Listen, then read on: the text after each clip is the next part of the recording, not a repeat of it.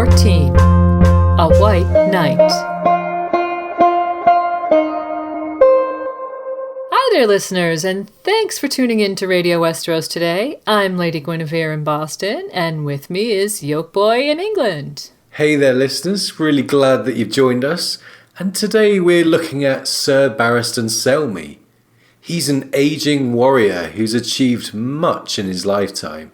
He has, and so we'll start by looking at his history, his heroics, and why he's known as Barristan the Bold. Then we'll look closely at his arc, from his time as Lord Commander of the Kingsguard to his time as Arstan Whitebeard. And for you regular listeners, you might know that we've been looking at knighthood in recent episodes, so we'll tie up that theme today. And we're going to consider to what extent a knight's vow might clash with Kingsguard vows, and we'll see what kind of dilemmas that causes characters like Barristan. From there, we'll look at the rest of his arc in A Dance with Dragons and speculate on what his future might hold. We also have a song from the fandom, readings of Barristan's dismissal from the Kingsguard, his fight with Khrazz, and more. So we really hope that you're going to enjoy listening today. And if you do, you can like, upvote, link, follow us on social media, YouTube, or fan forums. Our central hub is radiowesteros.com, and we appreciate any help that we can get. So thanks if you've helped us spread the word.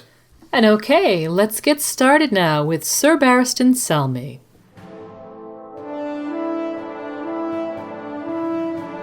It is chivalry that makes a true knight, not a sword. Without honour, a knight is no more than a common killer. It is better to die with honour than to live without it. So, the first time we hear of Sir Barristan Selmy in game, we learn that he's both of the Kingsguard and a living legend. He's so famous in Westeros that Bran Stark idolizes him and aspires to be a Kingsguard knight himself. Yeah, and given the North does not have the tradition of knighthood that the South does, it's really saying something about Barristan's exploits. As Sansa says, the first time we meet the man, "The honour is mine, good knight. Even in the far north, the singers praise the deeds of Barristan the Bold."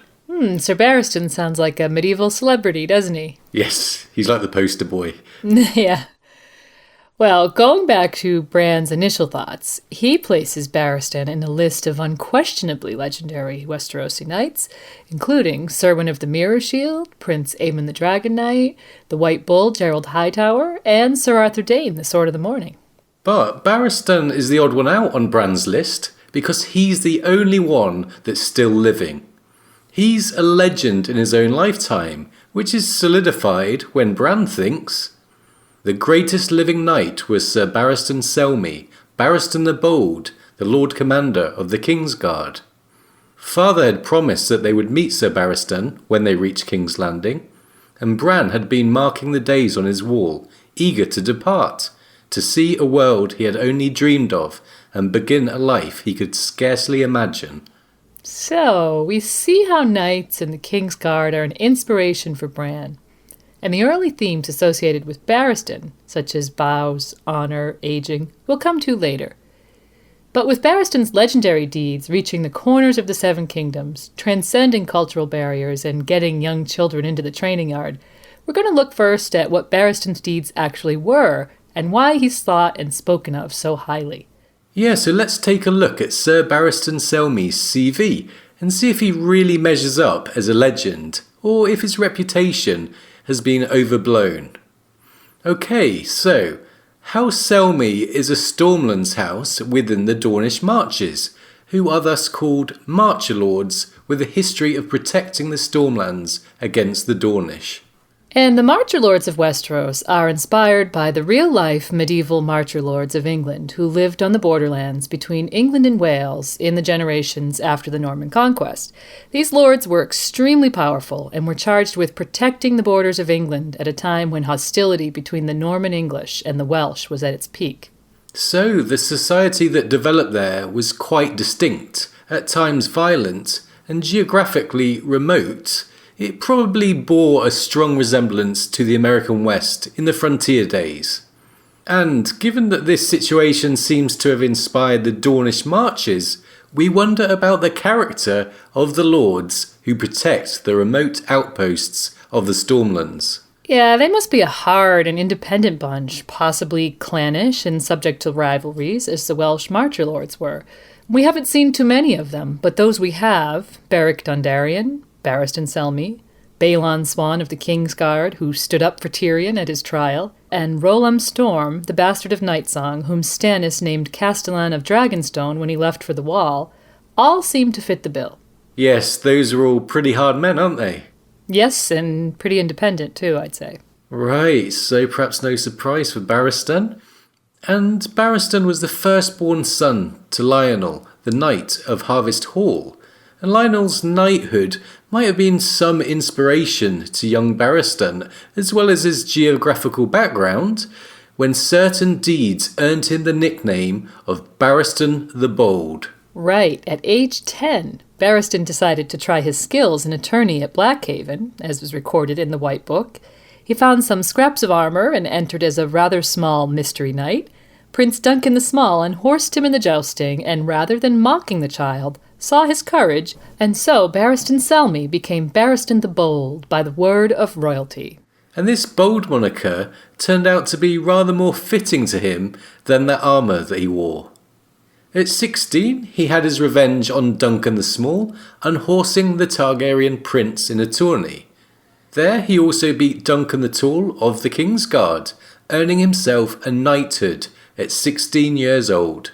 So, he's already fearless, skilled, and respected in tourneys, which is one way warriors can earn their reputation in Westeros. However, tourneys are one thing, but Barristan was to prove his worth where it counts most, in war. Yeah, and it was when the War of the Ninepenny Kings was being fought. From the World Book, we know the Lord Commander of the Kingsguard, Gerald Hightower, and his men were hard-pressed for a time, but as the war hung in the balance, a young knight named Sir Barristan Selmy slew melees in single combat, winning undying renown and deciding the issue in a stroke. Right, so Barristan was the one to finally not only tip the balance, but kill off the Ninepenny King threat by slaying the fearsome Maelys Blackfyre. This was so significant because Maelys was the last of the Blackfyre pretenders.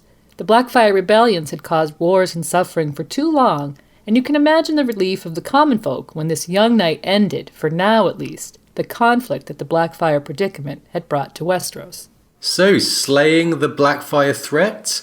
The CV is looking good for Barristan, isn't it? Yeah, Barristan's quite the hero so far, and he still isn't even in the Kingsguard. No, he isn't, and young Barristan was admitted to the Kingsguard in the reign of Jaehaerys II, and he sacrificed a betrothal, and as the eldest son, his rights to the inheritance of his house.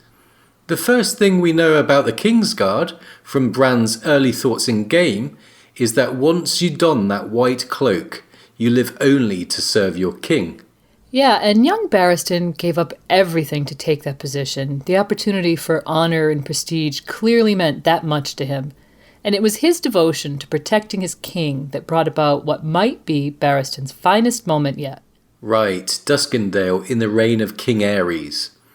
Lord Dennis Darklyn wanted a degree of autonomy from the crown for his region, and after Aerys' refusal, he stopped paying his taxes and invited the king for a discussion. This was a barbed invitation, however, and Lord Dennis kidnapped King Aerys.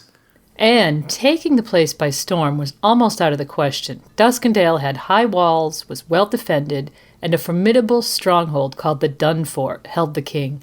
Attempts at rescue were not going well until... Yeah, you can hear the Mission Impossible theme already, can't you? Yes. Step up, Sir Barristan. Covert solo rescue is needed here. And here's what the World Book says happened at Duskendale. The songs of Sir Barristan's daring rescue of the king are many, and for a rarity the singers hardly had to embroider it. Sir Barristan did indeed scale the walls unseen in the dark of the night, using nothing but his bare hands, and he did disguise himself as a hooded beggar as he made his way to the Dun Fort. It is true as well that he managed to scale the walls of the Dun Fort in turn, killing a guard on the wall walk before he could raise the alarm.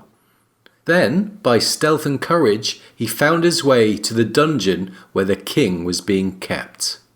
And the story continues. By the time he had Aerys Targaryen out of the dungeon, however, the king's absence had been noted, and the cry went up.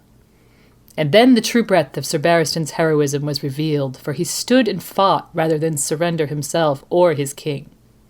And not only did he fight, but he struck first, taking Lord Darkland's good brother and master-at-arms, Sir Simon Hollard, and a pair of guards unawares, slaying them all, and so avenging the death of his sworn brother, Sir Gawain Gaunt of the Kingsguard. He hurried with the king to the stables, fighting his way through those who tried to intervene, and the two were able to ride out of the Dun Fort before the castle's gates could be closed. Well, and the World Book also notes that he still had some work to do from there. So I don't think any readers or anyone within Westeros can dispute Sir Barristan Selmy's heroics here. Yeah, it's James Bond territory for sure. However, what followed in Duskendale is equally as impressive in a way. With no hostage, there was a brutal slaughter. Aerys was madder than ever, and revenge was his. Darkland's kins were to be obliterated, and as good kin, that sentence was extended to House Hollard. And the Hollards were wiped out, except for the youngest. Barristan asked that the young Hollard be spared as a reward for his deeds. And after these exploits, Aerys granted him the wish, and so we owe Sir Dontos Hollard, the drunken sloppy-mouthed fool, to Barristan's plea. Right, so in this instance, we see Sir Barristan is able to uphold his Kingsguard vows and also his knight's honor, protecting the king and protecting an innocent child. We'll see today that these ideals are not always compatible, though. Yeah, and even in this example, we do have to wonder if saving Aerys was the right thing to do, something Barristan later ponders in Dance. As we've touched on in our last 4 episodes, there are moral and philosophical dilemmas involved in upholding vows and aspiring to be a virtuous, true knight. And today we'll take a good look at that as Barristan's confusion on such matters becomes more and more pronounced. Yes, it does. And so, Barristan, already in his story, before the events of Game of Thrones even start, seems like the consummate hero, the perfect white knight. Oh, and we forgot to mention that he also rescued Lady Jane Swan from the Kingswood Brotherhood and slew the group's fabled leader, Simon Toyne, as a Kingsguard wiped out the outlaw band. And he cut down a dozen good men on the Trident before being injured by arrow, spear, and sword. And he led the attack on Old Wick in the Greyjoy Rebellion. And he won countless tourneys, including one at King's Landing when he was 57 years old. Make no mistake, in terms of combat ability, Barristan is the stuff of legends, the real deal. So, we'll be looking at this apparently perfect knight to see if he's really that perfect, starting with an analysis of his story in A Game of Thrones, where the groundwork for his themes is all laid out. Well spoken, child, as befits the daughter of Eddard Stark. I am honoured to know you, however irregular the manner of our meeting. I am Sir Barristan Selmy of the Kingsguard. The Lord Commander of the Kingsguard, and Counsellor to Robert our King and to Aerys Targaryen before him. The honour is mine, good knight. Even in the far north, the singers praise the deeds of Barristan the Bold. Okay, so let's look at A Game of Thrones.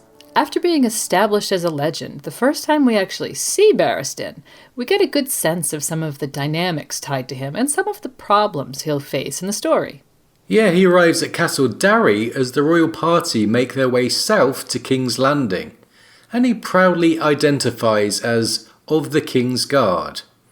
He mentions that he served the usurped king and is now serving the very man that overthrew him.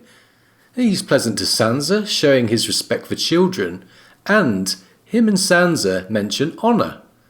He shows respect to Eddard, and Sansa calls him a good knight. In a light-hearted moment, Renly butts in and calls him Barristan the Old instead of Barristan the Bold. Okay, so the Kingsguard, loyalty, knightly honor, respecting children, being a good guy, aging and ageism, all themes for him that weave through his arc, established very early on here in this first Barristan scene. George often brings up the important themes for a character quite soon after meeting them. Yeah, he does seem to like doing that. So let's look at the scene and continue on through A Game of Thrones before his disappearance. So Barristan makes everyone laugh here and is shown to be a warm, decent man from the offset. His manner with Sansa relaxes her anxiety, making her feel comfortable. And all things considered, we get the strong sense that Barristan is one of the good guys of the story. Not only a heroic warrior, but also a grounded and likeable person. Although he has no direct connection with the Starks, his respect for Ned and Sansa furthers his portrayal as a good guy. And this is increased when Cersei orders the death of Lady. Here's a passage. "Where is the direwolf?" Cersei Lannister asked when her husband was gone. Beside her, Prince Joffrey was smiling. "The beast is chained up outside the gatehouse, your grace," Sir Barristan Selmy answered reluctantly. And with that reluctance, not only do we begin to like Barristan more here, but we also get the first hint at the dilemma of a knight of the Kingsguard. He's sworn to obey royalty as a Kingsguard, but also has an obligation to protect and do the right thing as a knight. By obeying royalty, there arises a big problem if those you serve are not good people. This might lead to the vows of a Kingsguard being in direct opposition to those of a knight, and so both standards will be impossible to uphold. Given Barristan served Mad King Aerys, he must carry a lot of internal conflict about the service he offered during the Targaryen reign. And when Peter Baelish is watching Barristan, the aforementioned theme of aging comes up again. Baelish calls him Old Selmy and is impressed by his sword skills, but insinuates his mind isn't quite as sharp as it used to be. So on the one hand, we learn that despite his age, Barristan is still a first-class warrior, but on the flip side, we sense prejudice against him. People define him by his age and are ready to write him off as an old has-been. Yet Ned replies to Littlefinger, saying that Barristan is as valiant and honourable as any man in King's Landing, and Ned's seal of approval is designed to reassure us about Barristan. And so the notion of Selmy as this perfect white knight is put into our minds. However, we know that George finds greyness and conflict in almost every character, and Barristan is no exception, which we'll discuss today. So, Littlefinger defines him by his age, Ned defines him by his honor. Perhaps there's some realism versus idealism in Littlefinger's and Ned's perception of Barristan, but I think it's true to say that between them, they both nailed down the pertinent aspects of the knight. Yeah, there's frequent mentions of his white hair, and Barristan's 61 here, by the way, which is a ripe old age for a warrior in Westeros. And there's further highlighting of his honour, such as him standing vigil for Sir Hugh of the Vale after he's killed. Right, and as we said in our cat episode, honor can mean different things to different people. But when Barristan declares, unamused and stiffly, that there's no honor in tricks, regarding Loras riding a mare in heat, we get a good sense of Barristan's honor. Here it's about sportsmanship, fairness, and chivalry, some of the classic ideals of a true knight. In the first decision that we see Selmy make as a Kingsguard, again we get to understand the dilemma of a sworn brother. Robert is drunk and screaming about wanting to fight in the melee, and Barristan is shown to do nothing, he just doesn't interfere. Barristan's simply seen looking troubled. His Kingsguard vows to obey and the vow to protect are really in conflict here. And lots more on conflicting vows today, but continuing. Then we see Barristan written off on account of his age once more by one of the sharp minds of King's Landing. It's Varys and Ned this time, in a discussion about the ineffectual nature of the Kingsguard. And we now wonder ourselves if Barristan is truly fit to be a protector of the king. Yeah, the king he currently serves was once an outlaw. Robert usurped Barristan's old king, whom he was sworn to protect. We're gently reminded of this fact as Ned recalls Barristan's exploits on the Trident, slaying 12 good men who are friends to Robert and Ned both. This hints to another theme linked with honour and the Kingsguard. Barristan has joined the enemy once already. Of course, he'll go on to revert back to the Targaryen cause, and so with the Kingsguard ideal that it's an honour to die for one's king, we can wonder if changing sides like this after the death of Aerys is a question mark upon Barristan's loyalty. Yeah, you'd think loyalty should be the first prerequisite of a Kingsguard, which is something we'll be considering today. Now, later, Barristan shows his disgust over the plan to kill the pregnant Daenerys Targaryen, arguing that it's dishonorable.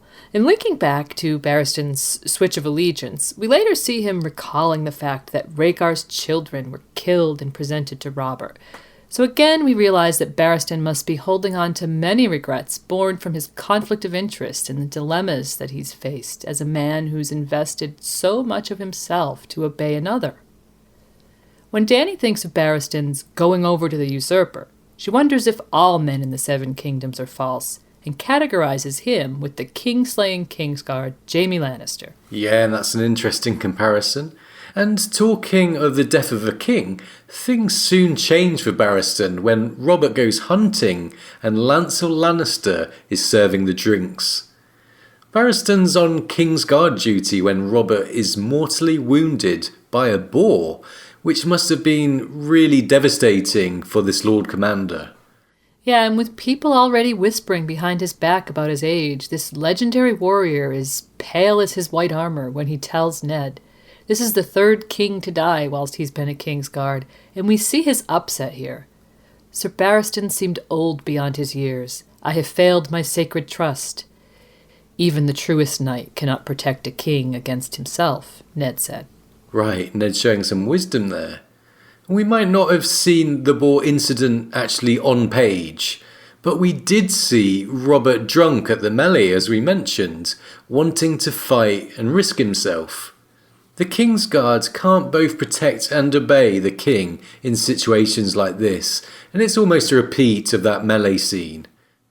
Renly lets us know that the situation with the boar was indeed very similar to that at the tourney. He says, "My brother commanded us to stand aside and let him take the boar alone." And with Robert's demise, Barristan faces major changes.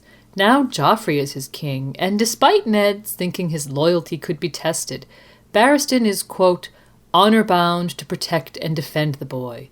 He shows shock when Robert's words are ripped up by Cersei, and again we see how being bound to a king is really leaving yourself open to the whims of fate, and in this instance, a crazy boy king. No, you wouldn't want to be serving Joff.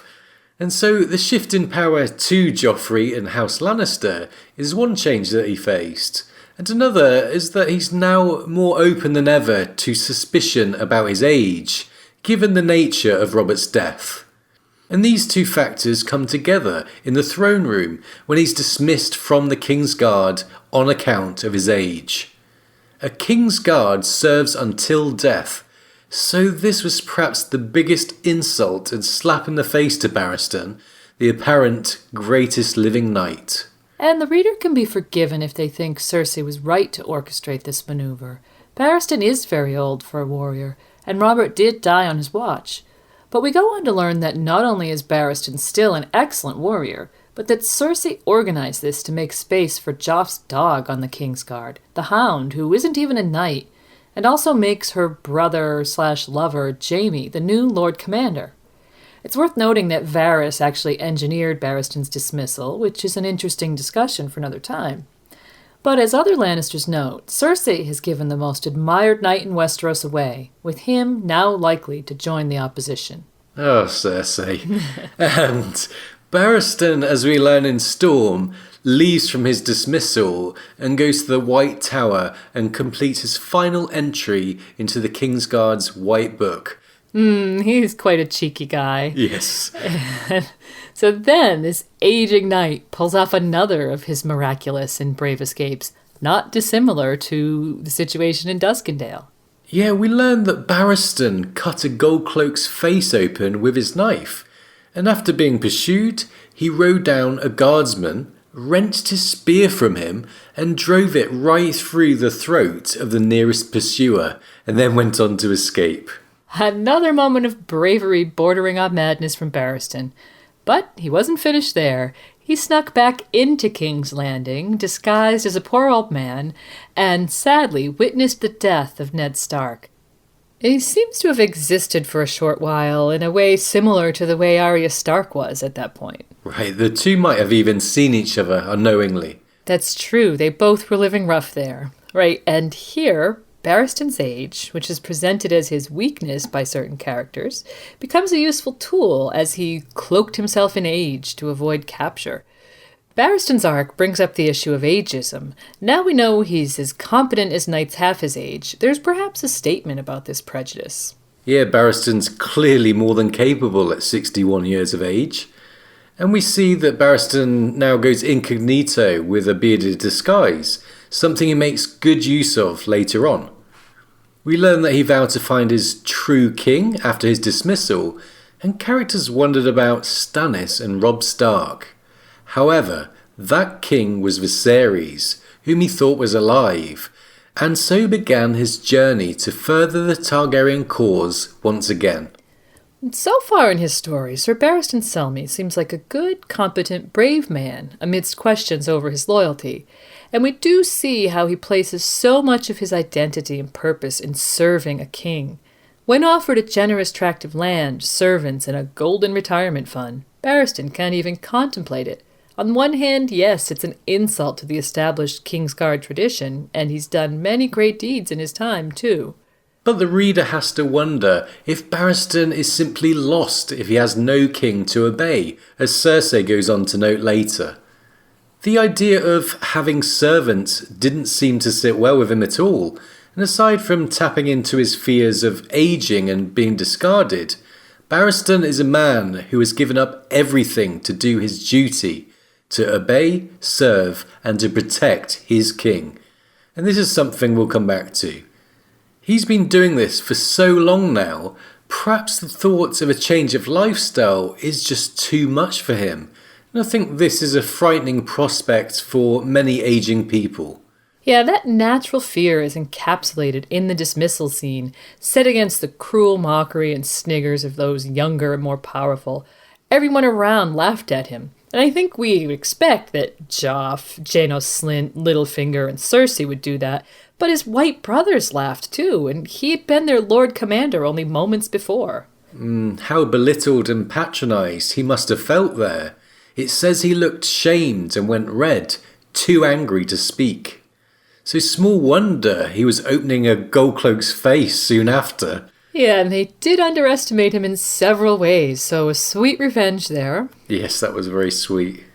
So the regret was long felt by some of those involved, though, most notably by Cersei, as Tywin was so unimpressed by her folly that he sent Tyrion to King's Landing to bring her and Joffrey to heel. Yeah, Tyrion tells Cersei that this dismissal is why Tywin sent him to King's Landing as the acting hand. So another one-up for Barristan then? The last laugh for sure. So this dismissal scene, which we're about to have a reading of, is actually very sad. You really feel for this legendary knight having sands of disrespect thrown right into his face, utterly humiliated and in public. And that's not to mention the upjumping of the Kingslayer to fill his Lord Commander's boots. The man who must be, in Barristan's eyes, the antithesis of the true knight he himself aspires to be. He says that Jaime is a false knight who profaned his blade with the blood of the king he had sworn to defend. So bitter there. Of course, kingslaying being one of the ultimate dishonours. Jaime and Barristan really do seem like opposites at this point. And okay, let's relive some of Barristan's pain here as he is discarded, rejected, thrown away, and soon after mocked after a near lifetime service to the throne. Here's an extract of Barristan's dismissal from the Kingsguard. "Rise, Sir Barristan," Cersei Lannister said. "You may remove your helm." "My lady?" Standing, the old knight took off his high white helm, though he did not seem to understand why. "You have served the realm long and faithfully, good sir, and every man and woman in the 7 kingdoms owes you thanks. Yet now I fear your service is at an end. It is the wish of king and council that you lay down your heavy burden." "My burden? I fear I do not..." Janos Slint spoke up. "Her Grace is trying to tell you that you're relieved as Lord Commander of the Kingsguard." The tall, white-haired knight seemed to shrink as he stood there, scarcely breathing. "Your Grace, the Kingsguard is a sworn brotherhood. Our vows are taken for life. Only death may relieve the Lord Commander of his sacred trust." "Whose death, Sir Barristan?" The Queen's voice was soft as silk. "Yours or your king's?" "Your Grace, I was chosen for the White Swords in my 23rd year. It was all I had ever dreamed from the moment I first took sword in hand. Sir Gerald Hightower himself heard my vows, to ward the king with all my strength, to give my blood for his. I fought beside the White Bull and Prince Lewin of Dawn, beside Sir Arthur Dane, the Sword of the Morning. I helped shield King Aerys and his father Jaehaerys before him." "Your time is done," Cersei Lannister announced. "Joffrey requires men around him who are young and strong. The council has determined that Sir Jaime Lannister will take your place as the Lord Commander of the Sworn Brothers of the White Swords." "The Kingslayer?" Sir Barristan said, his voice hard with contempt. "The false knight who profaned his blade with the blood of the king he'd sworn to defend?" "Have a care for your words, sir," the Queen warned. "You are speaking of our beloved brother, your king's own blood." Lord Varys spoke. "We are not unmindful of your service, good sir. Lord Tywin Lannister has generously agreed to grant you a handsome tract of land north of Lannisport, beside the sea, with golden men sufficient to build you a stout keep, and servants to see to your every need." Sir Barristan looked up sharply. "A hall to die in and men to bury me. I thank you, my lords, but I spit upon your pity." Okay, so a very sad and defining moment for Barristan there. Despite characters wondering if he'd join Robb Stark or Stannis, and Renly's conviction that he would show up for his cause, which, by the way, was the Kingsguard place Renly kept open that Brienne ended up taking, Barristan actually went for Viserys. When he arrived in Essos, Viserys was dead, but that news didn't arrive in King's Landing until around Joff's name day, after Barristan's departure, and so Illyrio sent him on to Dany. And it's lucky for Dany that he did. Wearing his rough hooded cloak, beard grown out and cloaked in age, Barristan, as the squire Arstan Whitebeard, soon saves Dany's life. It's worth noting that Barristan earned his nickname The Bold whilst in disguise as a mystery knight, and he used a hooded cloak in the Duskendale rescue and dons a disguise later on in Dance, so we see that he clearly likes going incognito.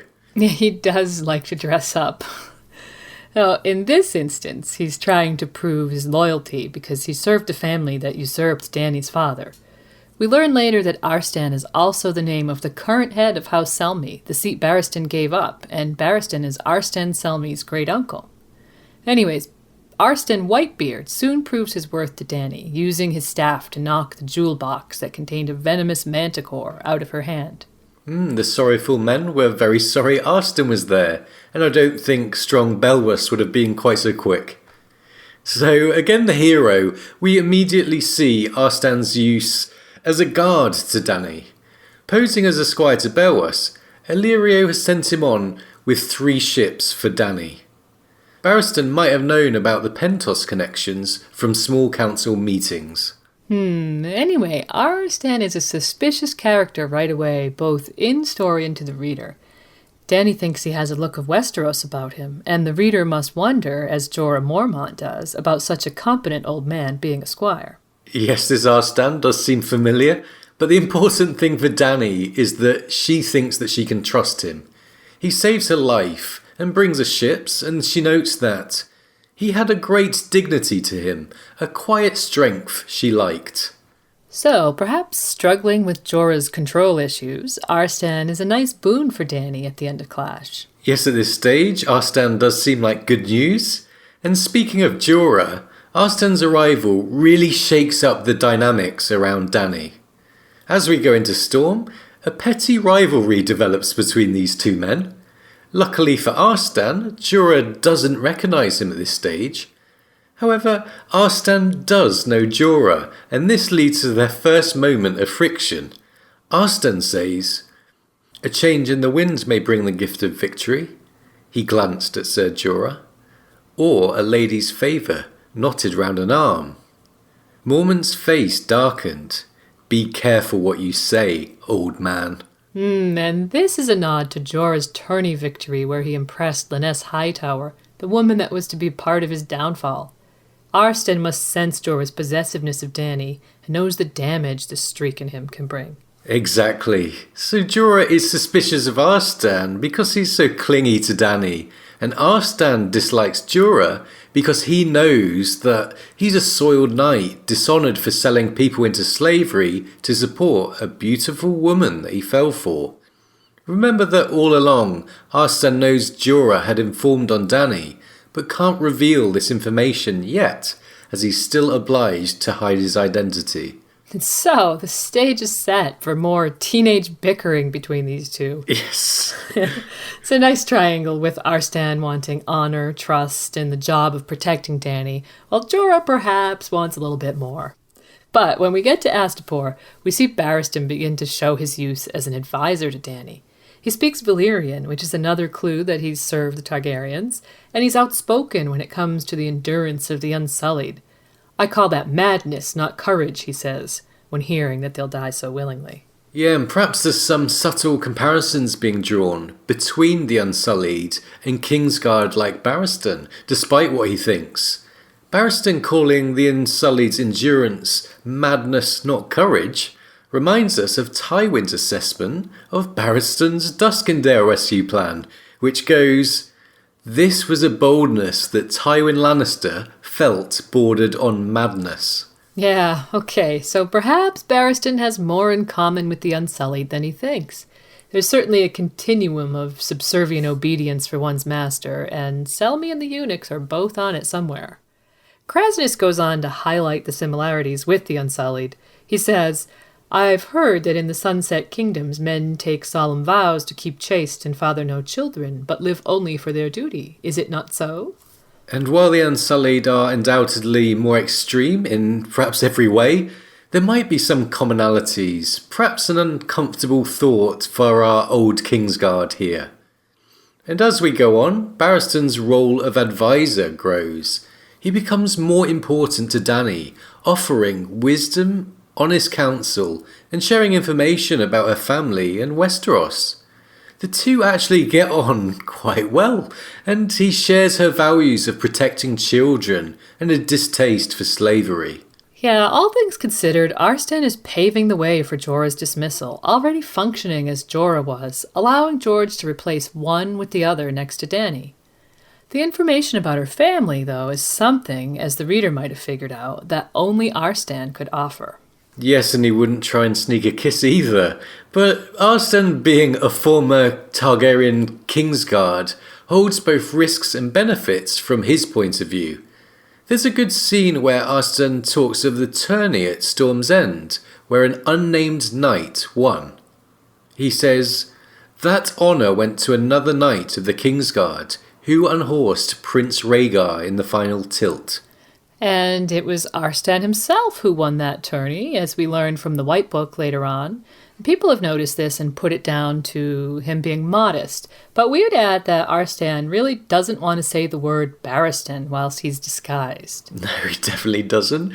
But soon the disguise is to be lifted. In another assassination attempt, Miro goes all out to try and kill Dany. Arstan, armed with only a wooden staff, absolutely wipes the floor with him.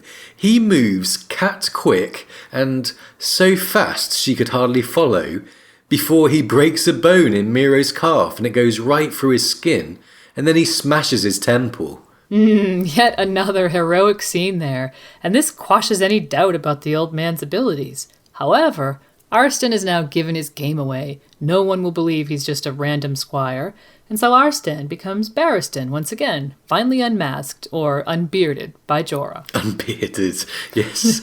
And at this moment, Jorah also gives his own game away, as the unmasking of Barristan leads to his exposure as an informant. So some really interesting dynamics going on between these two. And as Barristan gives his fearful plea an explanation about why he switched allegiances after the rebellion, he does well to mention that Jorah fought against Targaryens there. Well, like we said, this is like two teenage boys squabbling for the attention of a female, and both doing the dirty on each other in the process. It's really quite amusing to read. And so Barristan and Jorah are then sent into the sewers of Meereen as a penitence, and we see that in the face of accusations of being a traitor, a liar, turncloak, and false knight by his new queen, Barristan still walks proudly. Yeah, Barristan walks proudly, and that's in contrast to Jorah, who looks guilty. And it's clear for Barristan, as we see with other characters, that vows, values and aspirations might sometimes be in conflict, as we've talked about. Troublesome to even the finest and truest of knights. The true knight, which is really what Barristan must see himself as to some extent, is an ideal. Barristan being called false and a traitor raises some interesting questions about knights, the Kingsguard, vows and honour that we'll discuss in our next segment. And so far in his time with Dany, Barristan has shown his worth as an advisor with honest counsel, knowledge of governance and history, and crucially, as a surprisingly astute and physically capable guardsman. Even so, Dany notes that along with Jorah, the disgraced knight, they betrayed me. They saved me.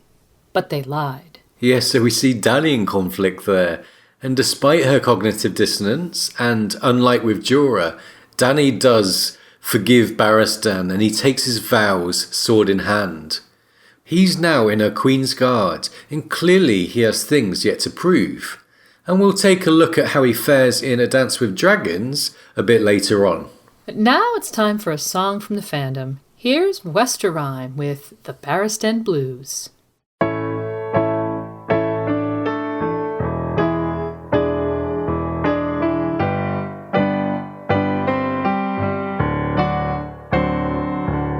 I'm Barristan the Bold, and yeah, I'm kinda old, but against my sword, your ass is sure to fold.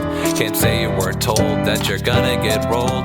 Got a heart of gold, but I'll leave you dead cold. Trying my hand in tourney since the age of 10. As a tourney, the hand was still whipping 'em. I'm pushing 60, yet moving real swiftly, making men half my age look frail and sickly. You look familiar, lass, what's your grandma's name?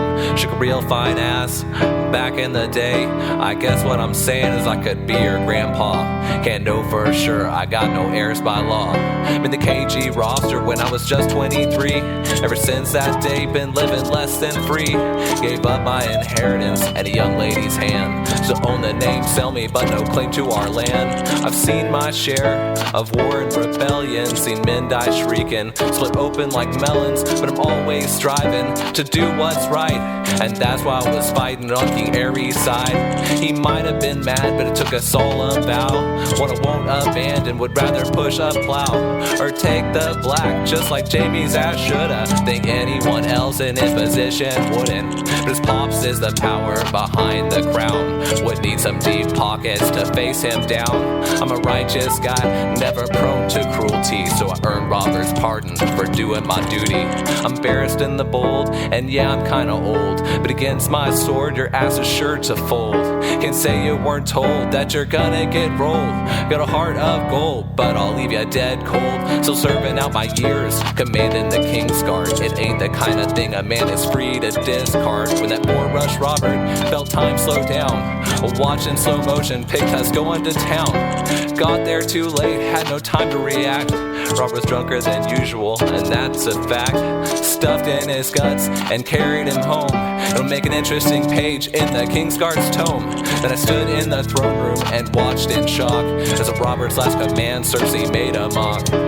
Eddard thought he had the upper hand, believed at his back the city watch would stand. They killed his men, threw him in a black cell. That dumbass Joffrey thought he'd bid me farewell. He said you're too old to wear a white cloak. When the going gets tough, you're sure to choke.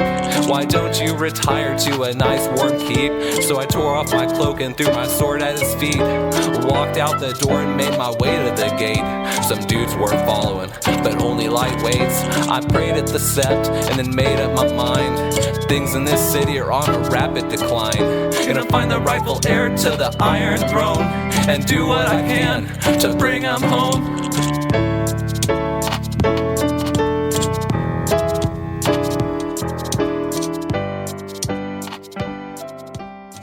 And that was Westerime with his track, the Barristan Blues. Thanks to him for letting us play that one. He does these great overviews of characters in A Song of Ice and Fire. And you can find Westerime on SoundCloud for many more of these nerdcore tracks. Okay, so let's talk about the Kingsguard Knighthood and how the two can come into conflict. We've talked about knighthood in our last 4 episodes, so we'll bring in those conclusions to form an overview of knights in this story. And the knights that we've mentioned are all Kingsguard at one time or another, so we can look from that perspective too. So, in the study of Barristan Selmy, a man who seems to hold his role and vows as a Kingsguard sacred with every breath, let's look at what those vows actually are. And then let's look at what we know of knights' vows, which Barristan and others also swore, to see where the contradictions in vows might arise. It's worth noting that Aegon the Conqueror's sister, Visenya, assembled the first Kingsguard and shaped their vows on the Night's Watches.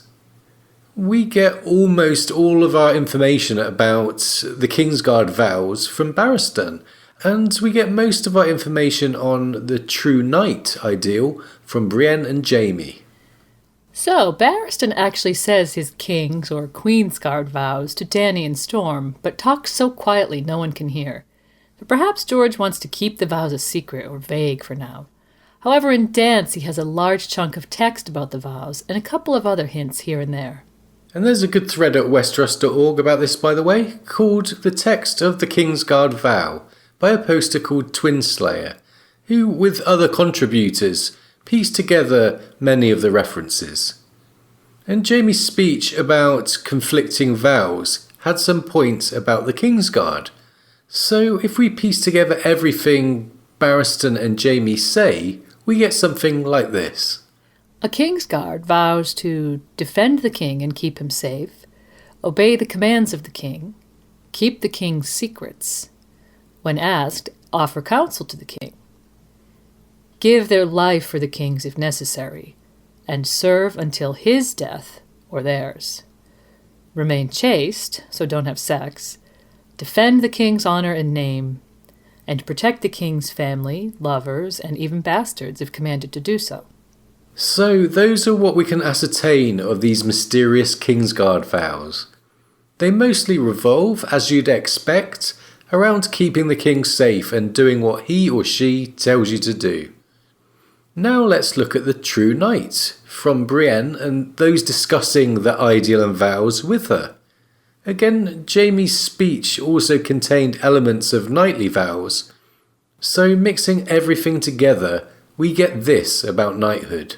Okay, a true knight must protect those weaker than themselves with their life, protect the innocent, never harm women or children, respect the gods, obey the laws. Yeah, that's what we can decipher of the knight's vows. Rather than obeying your king, This time it's the laws. The emphasis is on protecting those weaker than oneself. And in a way, the two sets of vows do have commonalities, but there's huge room for contradiction for anyone that's spoken both. And given Kingsguard, before the Sandor exception, were sworn knights, there must have been many vow-based dilemmas through the ages for those white knights, and we'll talk about some we see in this story. But first we just wanted to point out the purpose of knighthood.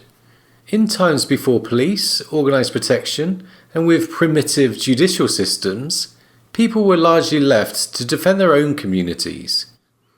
Knighthood encouraged individuals to take up arms and assert power, but also to adhere to an established moral and behavioural code, for which the word honour might be used as shorthand. In this way, people could use their martial prowess to help themselves, the weak and the vulnerable, against other, more unscrupulous individuals. It was part of the self-governance that medieval populations needed to embrace, a kind of law based on instilling moral values alongside fighting skills. And this knightly pattern of behaviour wasn't just confined to medieval Europe. There's other examples of honour-chasing men bearing arms. For instance, the Japanese samurai. Okay, so that's a bit about knights and their value to society. A true knight could help a community police itself. True and capable individuals could fight the good fight and not abuse the power combat skills can give over others.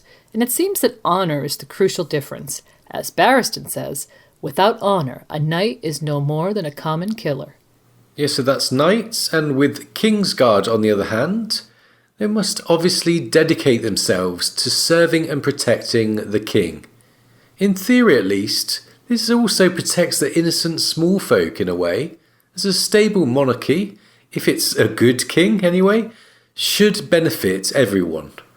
Now we'll consider the knight's vows against the Kingsguard vows and show that in certain situations you simply can't uphold both at the same time. Jaime's speech to Catelyn about vows highlights this. First, he recites what must be part of the Kingsguard vows. Defend the king, obey the king, keep his secrets, do his bidding, your life for his. And he continues with family values. Obey your father, love your sister. And then what must be the knightly vows? Protect the innocent, defend the weak, respect the gods, obey the laws. Jaime said this to outline to Cat the knots and catch-22s he's found himself in. His conclusion that no matter what you do, you're forsaking one vow or the other highlights this and really seems like a fair assessment. So, when we learn the truth about Aerys, we see an example. He was ordered by his king to kill his father. Kinslaying is an affront to the gods and would be abhorred by any true knight. Add in Jaime snuffing out the wildfire plot, thereby protecting the innocent people of King's Landing, and we can see Jaime chose to be a knight over a Kingsguard here. Yeah, and Jaime was actually upholding his honour as a knight there. And another example is with Sandor. He's officially no knight, but shows his desire to protect the innocent female Sansa by protesting when King Joff orders his Kingsguard brothers to beat her. And in this way he's kind of embodying the qualities of the true knight, despite never taking knightly vows.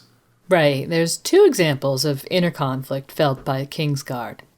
And with the shame of Kingslayer hung around Jaime's neck, there is an irony. Jaime's a hero for killing Aerys in truth, but gets nothing but scorn poured on him for the perceived dishonour, including from apparent true knight Barristan. And more on those two later. This theme of inner conflict is so far just hinted at in Barristan's arc, but these seeds will grow and grow later in his story. The stage for Sir Barristan of the Queen's Guard, and an archetypal member of the Kingsguard before that, having similar dilemmas to Jaime, has truly been set. But first, we want to consider the knights we've recently covered and see the differences and similarities George has given these characters. So there's 6, and we're going to pair them for comparison and contrast. All 6 have been Kingsguard at one time as well, and all are great warriors. So first of all, we have Sandor Clegane and Gregor Clegane. So, Sandor Clegane. He doesn't believe in knights, won't take the vows, and thinks knights are all false and liars. His views seem to oppose Barristan's statement that without honour a knight is no more than a common killer. As shown in Sandor's quote, "A knight's a sword with a horse. The rest, the vows, the sacred oils, and the lady's favours, they're silk ribbons tied round the sword. Maybe the sword's prettier with ribbons hanging off it, but it will kill you just as dead." However, we think that in Sandor's case, you've got to remember that it's his brother Gregor, who is the falsest of knights and truly without any honour, that seems to have shaped his opinion. So maybe Sandor and Barristan aren't in complete disagreement as they first seem. But Sandor is a very honest person. He isn't always chivalrous, but sometimes embodies facets of the true knight. He has a protective streak, and there's evidence of an innate code of conduct, not dissimilar to a knight's honour, like when he wouldn't stab at Gregor's unprotected face. And Gregor, in contrast to Sandor, he's been anointed. But he's a brute. He has no honour at all, no moral conscience. He's an absolute monster to those weaker than himself, and is aptly named as a false knight by Ned Stark. He's single-handedly called into question the validity of knighthood, emphasized by Sandor's arc and story. However, Gregor is very obedient to his master, and we get insight into this mentality and clash when he advises others to obey, serve, and live. Yeah, funnily enough, Gregor is actually perfect for the Kingsguard in a sense. He will die for you, he will serve and obey you, and do things that others won't do. And that obey, serve and live line happens to be very close to the Kingsguard ideals, and also what the small folk swear to their lords. Gregor highlights the fine and often blurred line. What is a good Kingsguard? How far does obedience go? Gregor was far along that continuum with Tywin as his master, and of course Sir Robert Strong, now of the Kingsguard, might be about to show how useful an obedient, silent and hardened sworn brother can be. So some grayness in assessing Gregor as a Kingsguard. We'd say he's surprisingly well suited to being a Kingsguard, although he's the falsest of knights. Okay, and the next pair we want to look at, it's Dunk from the Dunk and Egg Tales and Brienne. So let's start with Dunk. So Dunk, like Sandor, is very honest, and ironically one of his few lies is that he was knighted by Sir Arlen. Still, he's very protective of the weak, risks his own life to protect others, is really shades of the true knight. He has honor, chivalry, and is almost everything we're told a knight should be. He joined the Kingsguard, but we don't know what happened there, or if he'd been knighted at that point. Yeah, okay, and now Brienne. Brienne is not a knight, and the only one that we've covered who can't be a knight. This is because of her gender. She holds vows to be very sacred, essentially similar to Dunk with his honesty. Like Dunk, she feels genuinely protective of those weaker than her, and is one of the truest knights in the series. She is sometimes stubborn, naive, and idealistic, which is perhaps part of the territory of trying to be a true knight down to the letter. Unlike Sandor and Jaime, Brienne earned a place in her Kingsguard, fulfilling her dream, although she's now considered by many to be a Kingslayer. So, Brienne and Dunk with commonalities, and both hold up well as true knights, notwithstanding their actual status. It's interesting to consider what Brienne would have done in one of these Kingsguard Knighthood double binds, as she seems almost dependent on vow following, and might be lost either without vows or when they opposed each other. Okay, so finally we're looking at a really interesting pair, Jaime and Barristan. These two have some excellent points to compare and contrast. At the beginning of the story, Jaime seemed like the soiled knight, contrasted with Barristan, who seemed quite perfect. However, let's look a little closer. Well, the first point of interest is with Ares. Jaime's greatest shame was killing his king. However, we learn that it was his finest hour, saving so many innocents. And Barristan's finest hour was saving Ares at Duskendale. However, this is revealed to be one of his greatest shames. Here are his thoughts in Dance. The keeping of those vows had grown hard in the last years of King Aerys' reign. He had seen things that it pained him to recall, and more than once he wondered how much of the blood was on his own hands. If he had not gone into Duskendale to rescue Aerys from Lord Darkland's dungeons, the king might well have died there as Tywin Lannister sacked the town.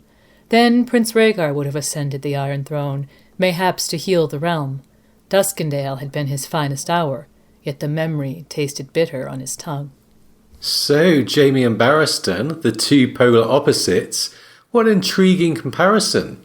The keeping of vows had grown difficult in Aerys' reign, he thinks, and insinuates that it might have been better if Aerys had died.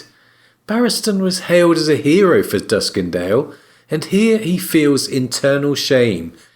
And in a kind of reversal, Jaime was shouted out as a villain for killing Aerys, but internally he knew that he'd been a hero. Right, and whilst Jaime seems to hold Barristan in high regard, Barristan calls Jaime the false knight who profaned his blade with the blood of the king he had sworn to defend. So clearly he thinks they have little in common. But we wonder what Barristan would have thought of Jaime if he knew the truth of Aerys' slaying. What other comparisons can we make between these two? Well, again with a kind of reversal, Jaime thinks that the White Cloak soiled him. And Barristan thinks the White Cloak was soiled by Jaime and others. Interesting use of soiled knight in the text. As we said in the last episode, Jaime was introduced as a soiled knight, and just before his redemption arc took grip, he became very soiled, literally. He was extremely filthy, had decaying hand round his neck and a festering stump, and he soiled himself on his horse, so he's physically and symbolically soiled. And his redemption arc was kicked off in a bath scene, where, following the loss of the hand that made him Kingslayer, he was cleansed both literally and symbolically with the washing and Aerys' backstory, respectively. Now, what's very interesting, we think, is that this soiled theme is now being used with Barristan in Dance. After becoming deeply embroiled in Meereenese politics, he thinks that the worst Kingsguard were always those who played the Game of Thrones. He's worried for his honor and is now facing serious dilemmas, the kind Jaime once had to deal with. Yes, and the word soiled starts to come into it, when he's really doubting himself more and more.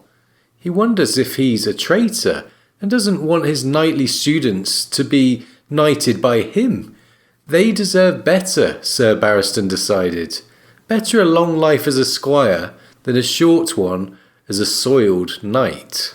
Yeah, he wonders if anyone whom he knights will end up being known as a soiled knight, and in the same chapter, Barristan actually starts feeling physically soiled.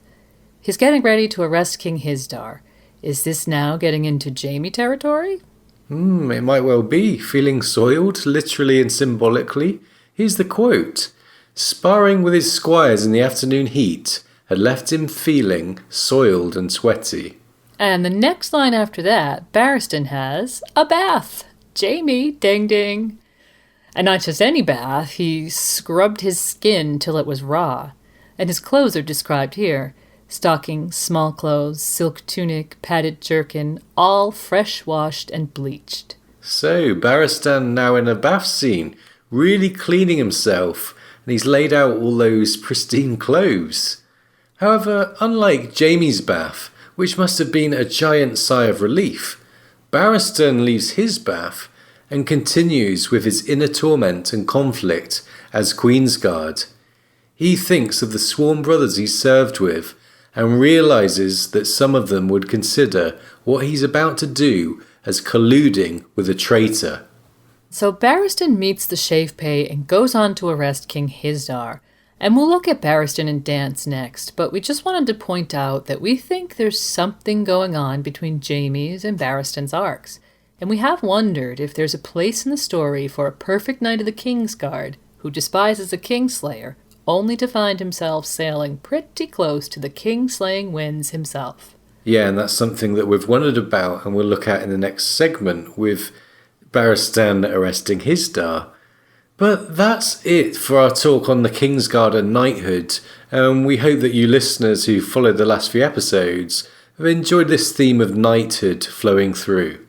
And we'll conclude the vows discussion by coming back to that William Faulkner quote.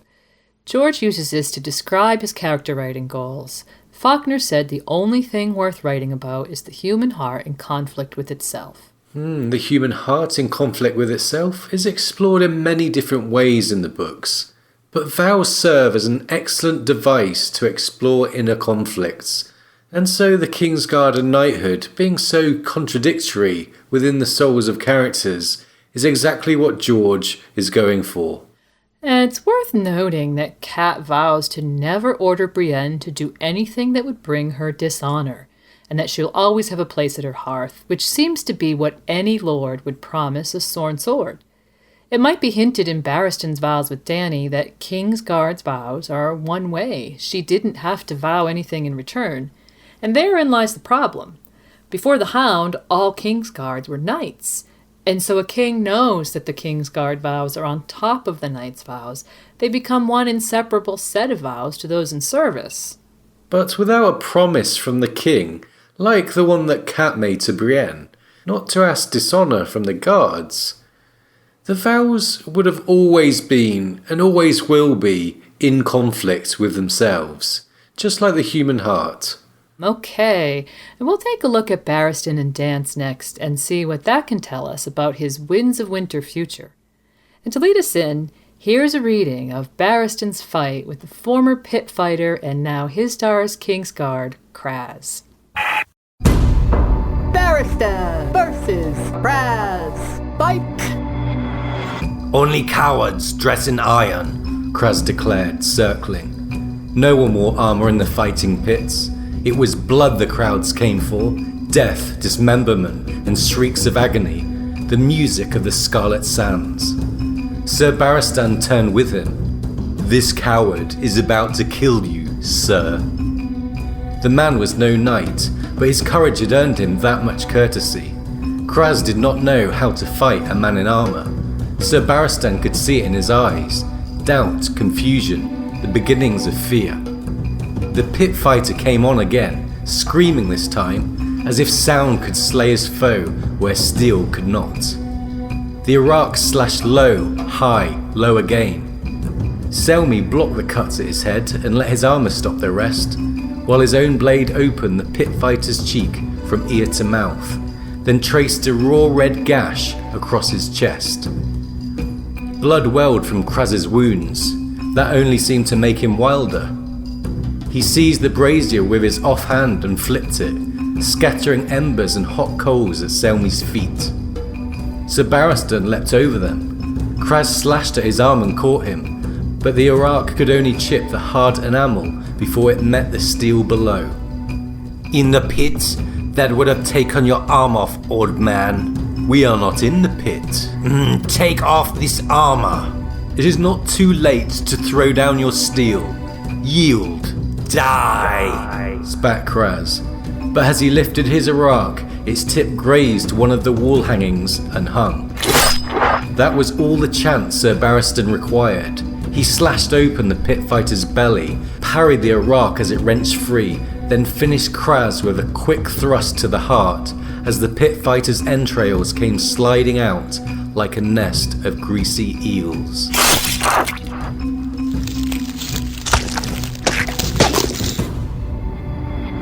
Barristan wins. And we hope you enjoyed that reading. Barristan, like Jorah before him, showing the value of Westerosi armor. So now, with those observations about Kingsguard and knights and the Khrazz fight in mind, we're going to assess Barristan in A Dance with Dragons and lead up to the arrest of King Hisdar. And our ageing and honour-seeking knight finds himself increasingly at the heart of Myronese politics. Yeah, one of the first mentions of Barristan in Dance is by Illyrio. Talking with Tyrion, he says, Daenerys will have need of clever men about her. Sir Barristan is a valiant knight and true, but none, I think, has ever called him cunning. And Tyrion replies, Knights know only one way to solve a problem. They couch their lances and charge. So here's a reminder that Barristan, for all the value that Dany sees in him, is perhaps not, or never will be, suited to playing the Game of Thrones.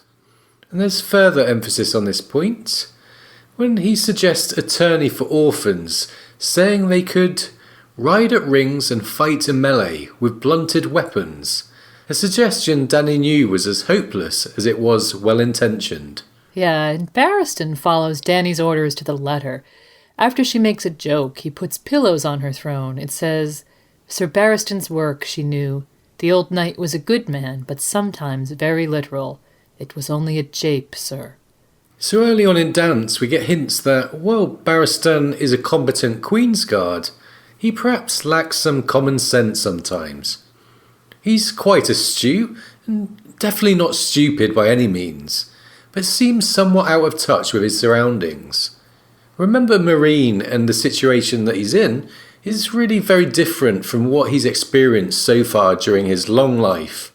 But when Barristan averts his eyes from Dany's breast whilst offering counsel, she again realizes how useful he is. She thinks Jorah loved her as a woman, but Barristan loves her as a queen, and she finds his counsel useful here, as it's always been. With Jorah cast aside, Barristan is now vital to Dany, and whilst there might be pitfalls in having fewer counselors, at least Dany feels she can trust a man who has no desire for her body. Barristan is almost comparable to eunuchs in this sense. He's not driven by any sexual motives. However, Barristan is not impartial and does have motives and preferences. With the counsel he gives Dany, which is part of the Kingsguard expectations when required, it becomes clear just how much he wants to go back to Westeros with her. Right, he must feel out of sorts in Meereen. He calls it alien at one point. So he reminds Dany of Rhaegar and perhaps exaggerates about how many people will flock to her if she invades. He presents an idealized idea of invasion. And although he says he'll stay by her side whatever she chooses, he disapproves about his dar and says she should go to Westeros instead of marrying him. Yes, so Barristan's counsel, which is really appreciated by Dany, is becoming more and more political. His opinions are stronger and quite tightly focused now. He's really become a fully fledged political advisor as well as a go-to for military matters.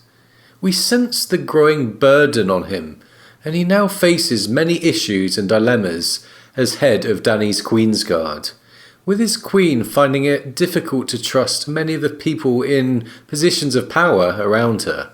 That's it. His responsibilities are growing as Meereen becomes impossibly complex. Dany's reign is facing so many challenges, which we'll look at in a Dany episode one day, but Barristan gives military counsel when the city is facing siege. It says, "What do you counsel, sir?" "Battle," said Sir Barristan. "Meereen is overcrowded and full of hungry mouths, and you have too many enemies within. We cannot long withstand a siege, I fear. Let me meet the foe as he comes north, on ground of my own choosing." So we see Barristan making a bold call here, and a prelude to the Battle of Fire, which we're going to cover next episode with Brynden Beefish. But anyway, yeah, a growing sense of turmoil, which our old knight now finds himself right in the middle of. He's influencing Meereen as an advisor, and all of a sudden we wonder if this man, who Illyrio said no one has ever called cunning, is getting increasingly out of his depth. But the plot thickened and deepened when Dany watched the fights on the Scarlet Sands, reopening the fighting pit. Not only were certain locusts poisoned, but a dark shadow fell. Drogon, who had been missing, had sensed the excitement of the event and decided to pay a visit. And as we know, the dragon left with Barristan's queen on his back, with some saying that she died in the process. Barristan just can't imagine that being true, and resolves to continue on until Dany's return, leaving him as the Queen's voice in this dire political time. Okay, and before we move into Barristan's point of view, we just wanted to highlight what happened with Drogon and Barristan. It says, "Drogon roared full in Dany's face, his breath hot enough to blister skin. Off to her right, Dany heard Barristan Selmy shouting, 'Me! Try me! Over here! Me!' Yes, there we see Barristan the Bold's bravery once again, courage bordering on madness. He tries to make good of his vow to give his life for Dany's, and attempts to distract a fire-breathing dragon. He would have rather been roasted alive or melted than see harm come to his queen, and nobody can question that. Yeah, he really is fearless, isn't he? At least in these kind of dangerous situations. Anyway, with Dany gone, we needed new eyes in Meereen, and so Barristan got a point of view. This move helped solve George's Meereenese knot, a writing predicament regarding who went to Meereen and when. And his first POV chapter is named The Queensguard. And about time we got to know of Barristan's internal monologue. His first thoughts go like this. I am the Queen's man still, today, tomorrow, always, until my last breath, or hers. Barristan Selmy refused to believe that Daenerys Targaryen was dead. With rumours of Dany's death, the first thing to know is Barristan's conviction. Aside from everything else, Barristan might be fending off an identity crisis here. As Renly said in Clash, I know that old man. He needs a king to guard, or who is he? Right, and he's never been long without a king or queen since his initiation into the Kingsguard at 23 years of age. It's part of his self-concept, worn in through decades of servitude, and he's now too old to adapt to any other way. As we saw in game, with no one to serve, Barristan is not a happy character. No, he's not. It's embedded into his identity. And soon he's preparing for rejection for a second time from King Hisdar. Yet this time it doesn't bother him. He feels a mutual mistrust with the king and considers himself Dany's man through and through. However, Hisdar doesn't reject him in the way that he thinks he will, and after choosing pit fighters as his allies in Kingsguard, the king tells Barristan his duties will remain, and that he will also be the military leader of the Meereenese forces. So the Battle of Fire is being set up here, but it's perhaps the sense of future conflict that starts Barristan contemplating his own mortality. Yeah, he often notes his age and finds it hard to climb steps and so on. Barristan's not someone who thinks he's immortal. He seems quite in tune with the reality of his decline and the threats that might lie ahead. He wants to train some of the freedmen as knight in a kind of knight's academy, knowing that when he's gone, his queen will still want protecting. And it's interesting that he wants to make knights of them. He's finding it hard to integrate into a different culture. His goal is Westeros. Although he's done quite well so far, perhaps he's finding it, quite understandably, difficult to adapt. But it's when the Shave Pate wants to meet him, knowing there'll be plotting involved, that we see Barristan's greatest fear about his current situation. It's one of the most poignant moments in his point of view. He thinks, he did not like the taste of this. It smelled of deceit, of whispers and lies and plots hatched in the dark, all the things he'd hoped to leave behind with the Spider and Lord Littlefinger and their ilk. Barristan Selmy was not a bookish man, but he had often glanced through the pages of the White Book, where the deeds of his predecessors had been recorded. Some had been heroes, some weaklings, knaves, or cravens. Most were only men, quicker and stronger than most, more skilled with sword and shield, but still prey to pride, ambition, lust, love, anger, jealousy, greed for gold, hunger for power, and all the other failings that afflicted lesser mortals. The best of them overcame their flaws, did their duty, and died with their swords in their hands. The worst were those who played the Game of Thrones. And despite the thought about the worst Kingsguards being those who are too heavily involved in the clandestine plots of the game players, Barristan immediately starts playing the game himself, agreeing to meet the Shave Pate. We wonder at this point if Barristan is becoming everything he despised in his time as a Kingsguard, and he's also painfully aware of exactly what he's doing. Yeah, he's been sucked in, and by misfortune and circumstance, Barristan is now facing grave and complex dilemmas, and perhaps both himself and the reader sense he might not walk out of this looking good. He's now filled with doubts about what to do in Dany's absence. He has no choice but to take initiative. And using one's common sense and initiative might be counterintuitive for Kingsguard sometimes. As Barristan contemplates his meeting with the Shavepate, he's well and truly playing the Game of Thrones. But remember, as Littlefinger said, some of those that think they're playing are merely pawns. It's no surprise then that we see Barristan thinking first on his glory at Duskendale, which still tastes bitter, and then on his vows. Does he owe protection to Hisdar? He is embroiled in the vagueness, contradictions, and matters of interpretation that these vows can offer. Yeah, and his conclusion is here. The world was simpler when I had a Lord Commander to decide such matters. Now I am the Lord Commander, and it's hard to know which path is right. So, he can't tell what's the right or honourable path. Barristan doesn't know if speaking against Hisdar is right. He thinks, if the Shavepate speaks treason, he will leave me no choice but to arrest him. Hisdar is my queen's consort, however little I may like it. My duty is to him, not Khrazz. Or was it? Yes, some serious cognitive dissonance here. Barristan Selmy's heart is truly in conflict with itself. Then, during a clandestine meeting with the Shavepate, he's told of the idea that Hisdar tried to poison Dany with those locusts. And look at the end of their meeting. It says, if I join you in this, I would require your word that no harm would come to Hisdar's Olorak unless it can be proved that he had some part in this.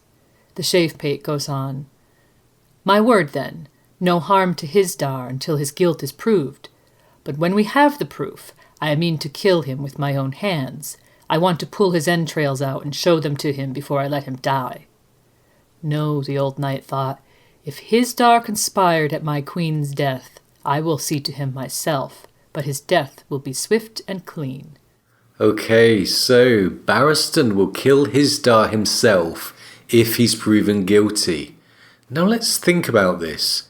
A perfect knight in the story who hated a kingslayer and called him soiled.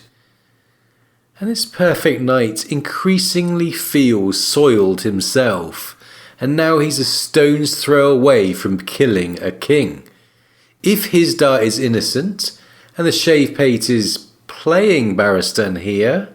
Yeah, the Shavepate might convince Barristan of Hisdar's supposed guilt somehow, and Barristan will be the epitome of everything he stands against. He'd be a kingslayer. Barristan points to some ambiguity in his thoughts and in his vows about not being bonded to Hisdar, but perhaps if he realizes he's killed an innocent king, consort to his queen Daenerys, he might consider himself to be a kingslayer. Yeah, and he does sometimes think that he owes his loyalty to Hisdar, so it's a really interesting thought. And with the similarities and contrasts with Jaime that we mentioned, we think it would be a suitable and plausible tail end to Barristan's arc. The perfect knight becomes the soiled knight, whilst being politically outmaneuvered in the transition. And killing Hisdar is just one way of him becoming a soiled knight. But if that doesn't happen, there are other ways, such as betraying Dany if she returns with so much fire and blood as to remind him of Aerys. Yeah, there's various ways Barristan could lose his beloved honor. But wherever we're headed, we do think Barristan's arc is veering into some kind of perceived dishonor, despite his efforts to try and do the right thing wherever possible. So anyway, the Shavepate is influencing Barristan, and they agree to take Hisdar hostage tonight. All my men will be in place, the Shavepate tells him. The word is Grolio. And through the Kingbreaker chapter, Barristan waits to take Hisdar. He thinks of Duskendale again, and also is shown to be protective of children. Whatever mess Barristan finds himself in or gets himself into, I think we're being reminded that essentially he is a good guy. And to paraphrase Jaime, it's his white cloak that's soiling him here. So Barristan trains his students. He teaches them about what makes a true knight. It's chivalry, he says. Then, as we said, we get this scene where he feels soiled and cleans himself, as if to wash away the feeling of sin. He dons perfect sharp white clothing, and he's ready to arrest Hisdar. The whole chapter is a build-up with the looming message about honor, right and wrong, and so on. And then he says this. I am not made for this, he reflected. Plots, ploys, whispers, lies, secrets.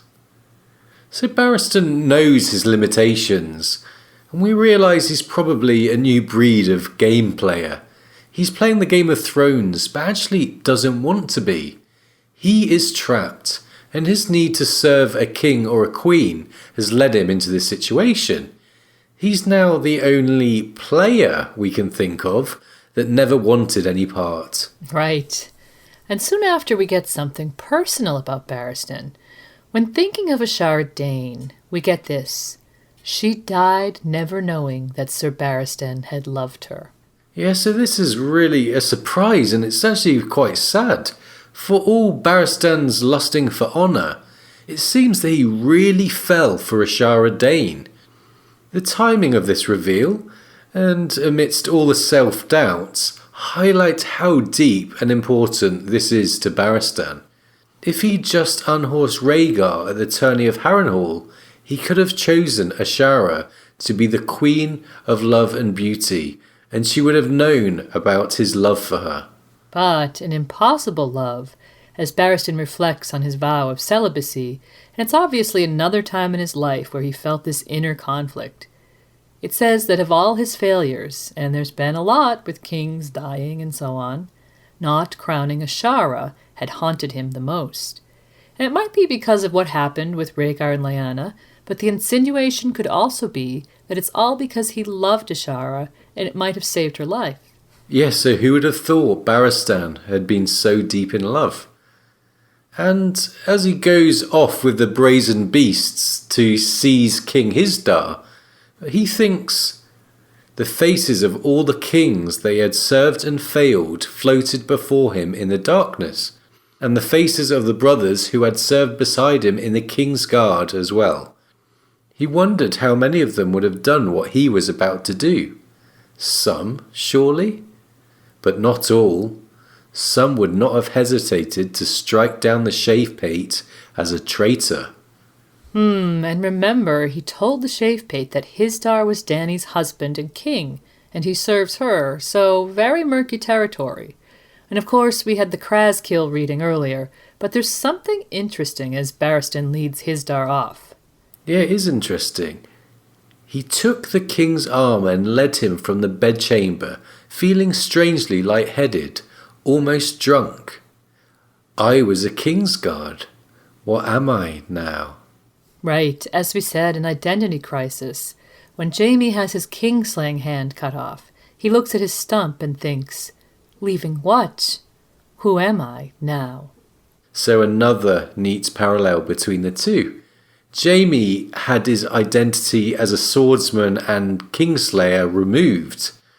Barristan's identity was of the Kingsguard and has been challenged in various different ways. But now he faces perhaps the biggest challenges of his life, both internally and externally. Yeah, he must redefine himself in the absence of having someone to serve, wrestle with his conscience over the arrest of Hisdar, and he must lead his troops to victory in the Battle of Fire.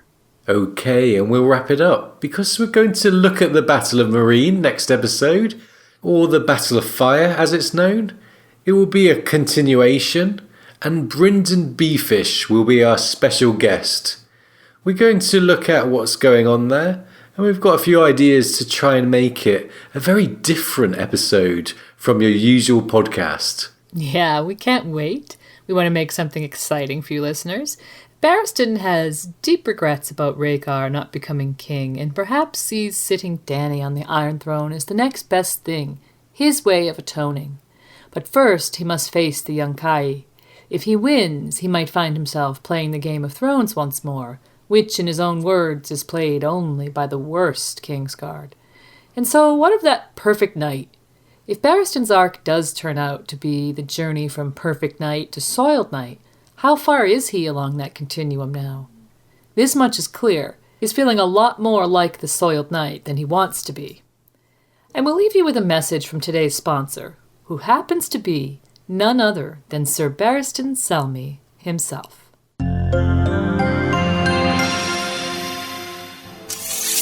Looking for a career path? Want to learn about Westerosi honour?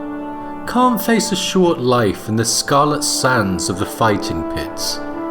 Then come and join Sir Barristan's Knight Academy, based in the wonderful city of Marine. Learn to ride horses, be chivalrous and defend the weak. Must be a damn sight better than fighting wild animals or being disemboweled in a stadium. Our queen will want protecting when I, Sir Grandfather, meet an end. I'm already considering raising Tumco and Larak to knighthood, and mayhaps the Red Lamb too. Learn from the best at Sir Barristan's Knight Academy. Please inquire at the Great Pyramid and do watch out for the Sons of the Harpy, the Pale Mare and the huge war waiting outside our walls.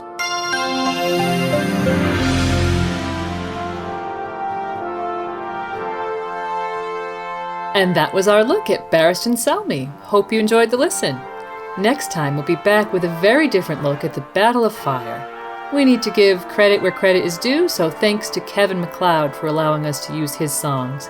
Death of Kings 2, Water Lily, and Constance were used today. Thanks also to 9 Inch Nails for the license to remix and use elements of their music, and to Westerine for his song, The Barristan Blues. Full credits are in the MP3 tag and on our website. Finally, thanks to all you listeners, and we'll be back soon with the Battle of Fire. Bye for now.